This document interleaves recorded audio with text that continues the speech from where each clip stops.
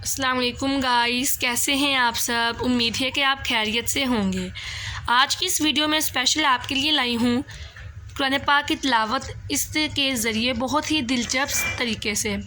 ठीक है, आप लोगों का भी दिल चाहता होगा कि आप लोग भी ऐसी तिलावत करें कि जिसे सुनकर लोगों के होश उड़ जाएं, या जिस तरह हम मौलवी साहब तिलावत करते हैं और उलमा कराम वगैरह तिलावत करते हैं, आपका भी दिल चाहता होगा कि आप लोग भी इस तरह की तिलावत करें। मगर आप लोगों का तलफ़ुज़ नहीं होगा, तो इस वजह से आप लोगों ने परेशान नहीं होना। आज की इस वीडियो में मैं आपके लिए लाई हूँ इसके ज़रिए बहुत ही आसान तरीके से कुरान पाक की तिलावत।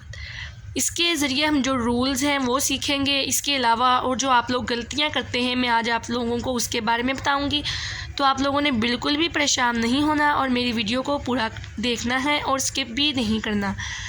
अगर आप चाहते हैं कि आप लोगों को सब चीज़ें अच्छे तरीके से समझ आएँ, तो आप लोगों ने वीडियो को पूरा देखना है। तो शुरू कर लेते हैं। बिस्मिल्लाहिर्रहमानिर्रहीम। My name is Hafiza Fatima और आप देख रहे हैं मेरा यूट्यूब चैनल चिरागे राह। ठीक है, अब हम शुरू करने जा रहे हैं। ये देखेंगे हमारे सामने है हमारा मदनी कायदा। आप किसी भी कायदे से कुरान पाक पढ़ सकते हैं। सबसे पहला आज हमारा लेसन नंबर 1 में आप लोगों को पढ़ाऊँगी। ठीक है, आप किसी भी कायदे से पढ़ सकते हैं, लेकिन मैं आपको रेकमेंड करूँगी कि आप मदनी कायदा यूज़ करें, क्योंकि इसकी बदौलत आप बहुत ही अच्छी तिलावत कर पाएंगे। आप ऐसे ऐसे रूल्स सीखेंगे जो आपने कभी, आप ऐसी बातों के बारे में सीखेंगे जो आपने कभी भी नहीं ना सुनी होंगी ना देखी होंगी। ठीक है, तो बगैर टाइम को वेस्ट किए मैं आप लोगों को सिखा देती हूँ। तो ये देखें, ये हमारा मदनी कायदा है। ये देखें, मैं आपको दिखाऊँ इसके ऊपर, तो इसके ऊपर लिखा हुआ है कि ये जो हमारी हरूफ है, हमारे जो अल्फ़ाबेट्स हैं, ये कहाँ कहाँ से अदा होते हैं, इनके मखरिज क्या हैं। उस दिन जो मैंने आपको बताया था कि हमज़ा कहाँ से अदा होता है, आइन कहाँ से अदा होता है, सब कुछ उसके बारे में बताया हुआ है। आगे हम पढ़ लेते हैं। सबसे पहले मैं आप लोगों को किताब पढ़ने की दुआ सिखा देती हूँ कि अगर आपने कोई भी किताब पढ़नी हो तो आप लोगों को चाहिए कि अव्वल आखिर दुरूद शरीफ पढ़कर ये दुआ पढ़ ले। ये दुआ ये है, अल्लाहुम्मा फ़्ताह अलैना हिकमतका वंशुर अलैना रहमतका या ज़ल जलाली वल इकराम। इससे आप यानी जो भी पढ़ेंगे आप लोगों को वो याद हो जाएगा। ठीक है, तो ये देखें, ये हमारे सामने है अल्फ़ाबेट्स। इंग्लिश में जो हमारे अल्फ़ाबेट्स हैं उनकी तादाद 36 होती है और अरबी ज़ुबान में हमारे अल्फ़ाबेट्स की तादाद 29 होती है। यहाँ पर आप लोगों ने 3 तरीके के आप लोगों को इनके अंदर कैटेगरीज़ मिलती हैं। मैं आप लोगों को वो 3 कैटेगरीज़ के बारे में बताऊंगी, फिर आहिस्ता आहिस्ता हम यहाँ पर जाएंगे और यहाँ से इनके मखरिज के बारे में, यानी कि कहाँ से ये अदा होते हैं, उनके बारे में भी सीखेंगे। ठीक है, तो आप लोगों ने मेरे साथ रहना है।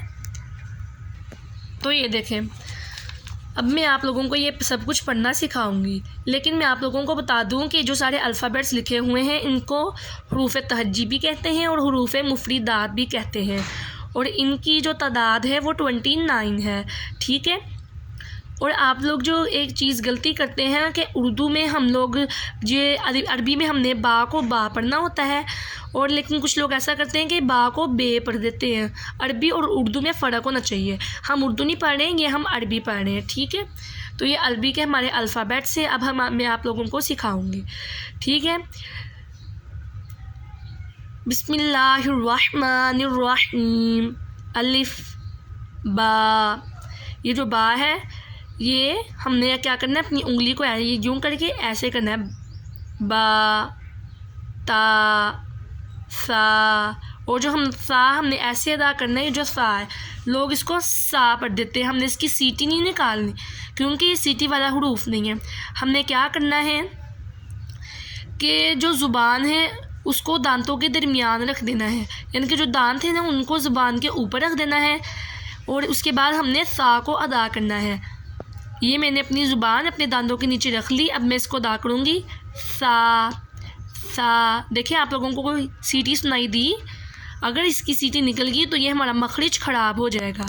ठीक है, अलिफ बा ता सा। अब जो जीम है ना, इस पर हमने 5 उंगलियाँ खोलनी हैं। जीम हा खा दाल ज़ाल रा ज़ा सीन शीन सोद दोद तो ज़ा आइन ग़ाइन फ़ा क़ाफ़ काफ लाम मीम नून वाव हा हमज़ा या। अब देखें इनके अंदर जो 3 कैटेगरीज़ हैं हम उसके बारे में बात कर लेते हैं। सबसे पहले ये जो आप लोगों को ब्लू अल्फ़ाबेट्स नज़र आ रहे हैं, इनको हम हर हाल में पूरी यानी कि मोटा पढ़ते हैं। इनको हम किसी हालत में बारीक नहीं पढ़ सकते, जैसे ख़ा स्वाद दौद तो ज़ा ग़ाइन क़ाफ़। ये जो हमारे अल्फ़ाबेट्स हैं ये हर हाल में मोटे पढ़े जाते हैं, यानी कि हम इनको बारीक पढ़ ही नहीं सकते। ठीक है, ये यहाँ पर लिखा हुआ है, ये देखिए मैं आपको जूम करके दिखाती हूँ। ये यहाँ पर लिखा हुआ है कि इन 29 हरूफ में से 7 हरूफ ऐसे हैं जो हर हालत में पूरी यानी कि मोटे पढ़े जाते हैं। इन्हें हरूफ मुस्तालिया कहते हैं। सबसे पहले जो हमारी कैटेगरी आई वो आ गई हरूफ मुस्तालिया। ये देखें इसके ऊपर लिखा हुआ है ख़ा स्वाद ज़ा तो ज़ा ग़ाइन क़ाफ़। और इनका जो मजमूआ है यानी कि इनका जो फार्मूला है वो है खुस्वा दाक़तीन क़ीद।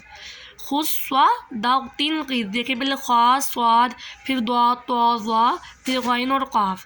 ठीक है, इसके बाद जो हमारी अगली कैटेगरी आती है वो है सीटी वाले हरूफ। सीटी वाले हरूफ हमारे पास 3 हैं और वो है ज़ा सीन और स्वाद। स्वाद आप ये 3 किस तरह अदा होते हैं, आपने अपने दोनों दांतों को जोड़ना है और उसके बाद आपने करना है ज़ा सीन स्वाद। इस तरीके से इनको हम बोलते हैं हरूफ स्फीरिया, यानी कि सीटी वाले हरूफ स्फीरिया। इसके बाद जो हमारी अगली कैटेगरी है वो है हरूफ शफ़ाविया, यानी कि इस तरह के अल्फ़ाबेट जो हमारे होंठों से अदा होते हैं।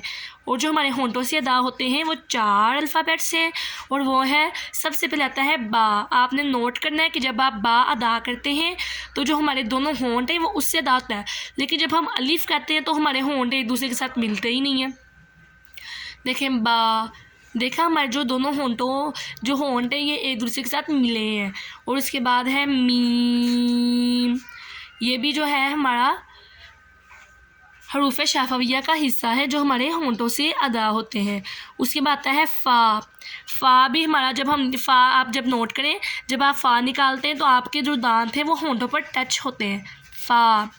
और उसके बाद वाव। वाव, ये जो हमारी वाव है, ठीक है, ये भी जो है ये भी होंठों की गोलाई से अदा होती है। हम जब तक होंठों को गोल नहीं करेंगे हमारी वाव अदा नहीं होगी। होंठों को गोल करने से वाव अदा होती है। ठीक है, ये हमारी 3 कैटेगरीज थी, हमने इसके बारे में जान लिया।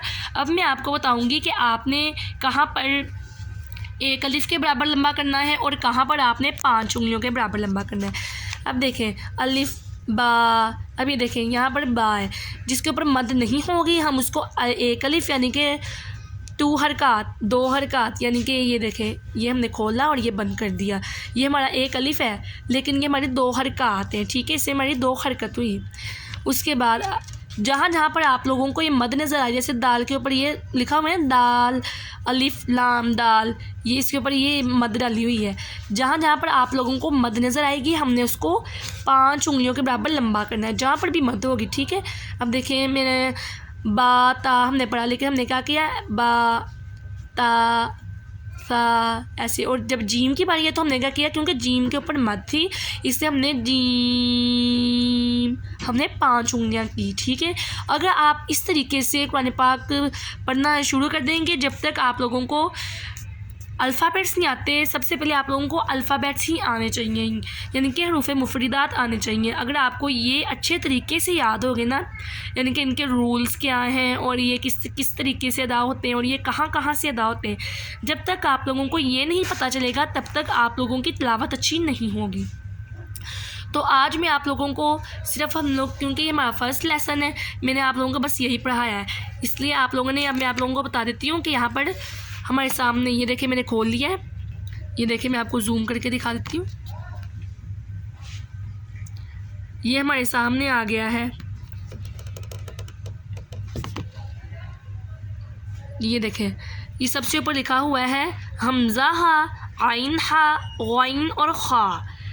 इनका मुखरिज का नाम है। मुखरिज यानी कि मुखरिज का लुग़वी मानी निकलने की जगह है।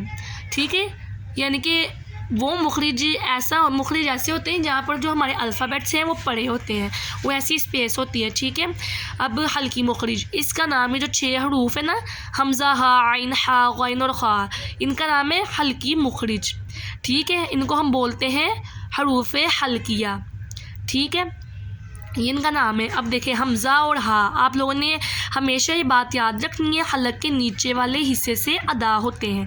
यानी कि जो हलक है हमारा गला आपने नोट करना है कि जो गला हमारा नीचे सीने के करीब है और मुंह से दूर है, आपने वहाँ पर हाथ रखना है और बोलना है हमज़ा। फिर आप लोगों को पता चल जाएगा ये कहाँ से अदा हो रहा है। और हा, उसके बाद आता है हमारे पास आइन और हा। ये देखें जी, अब ये हमारे पास आ गया है आइन, ये आइन है और ये हा। ये दोनों जो हरूफ हैं ये हलक के दरमियान वाले हिस्से से अदा होते हैं, यानी कि हमारे गले के दरमियान। आप लोगों ने क्या करना है, अपने गले के जो दरमियान जो आपके जहाँ पर हड्डी होती है वहाँ पर आप लोगों ने हाथ रखना है और आपने बोलना है आइन हा हा। आप लोगों ने अपनी हलक से आवाज़ निकालनी है हा हा। यहाँ पर आप लोगों ने एक बात याद रखनी है कि जो हमज़ा और आइन, इन दोनों में फ़र्क और हा और हा में फ़र्क। ठीक है, हमज़ा, आइन, हा, हा। ठीक है, ये बड़ी, ये मोटा। ठीक है, उसके बाद आता है हमारे पास गैन और खा। ये हमारे पास 6 हरूफ है, इनको हम हरूफ हल्किया बोलते हैं। हमने हमज़ा हा, आइन हा और गैन, हमज़ा हा, आइन हा के बारे में सीख लिया। अब हम गैन खा के बारे में जानते हैं कि ये हलक के ऊपर वाले हिस्से से अदा होते हैं। जो हमारा गले के सबसे ऊपर वाला हिस्सा है ना और मुंह के करीब है, उससे अदा होते हैं। हमारी जो हड्डी नहीं है गले वाली जहाँ पर होती है, उससे भी ऊपर जो हिस्सा है वहाँ से अदा होते हैं गैन और खा। ठीक है, आप लोगों ने क्या करना है, अपने हाथ को आप लोगों ने उस जगह पर रखना है और वहाँ से अदा करने हैं। आप लोगों को सारी चीज़ें समझ आ जाएंगी। ठीक है, अगर आप लोगों को मेरी वीडियो अच्छी लगी हो तो आप लोग प्लीज़ लाइक करें, और अगर आप लोग किसी ऐसे शख्स को जानते हैं कि जो कुरान पाक की तिलावत नहीं जानता तो आप प्लीज़ मेरी इस वीडियो को शेयर करें ताकि सबका भला हो जाए और सब लोगों को कुरान पाक की तिलावत करना आ जाए। ठीक है, हम सब का मकसद दीन की इशाअत करना है। ठीक है, अब मैं आप लोगों को अगले लेसन में पढ़ाऊँगी ये वाला, जो अगले लेसन में हम सब कुछ ये वाला पढ़ेंगे। तब तक के लिए मुझे दें इजाज़त, और अगर आप लोग मेरे चैनल पर नए हैं तो आप प्लीज़ सब्सक्राइब कर दें ताकि जो मेरे अगली वीडियो से आप लोगों को उनका नोटिफिकेशन मिलता रहे। अब आप मुझे दें इजाज़त, मैं चलती हूँ। तब तक के लिए अल्लाह हाफ़िज़।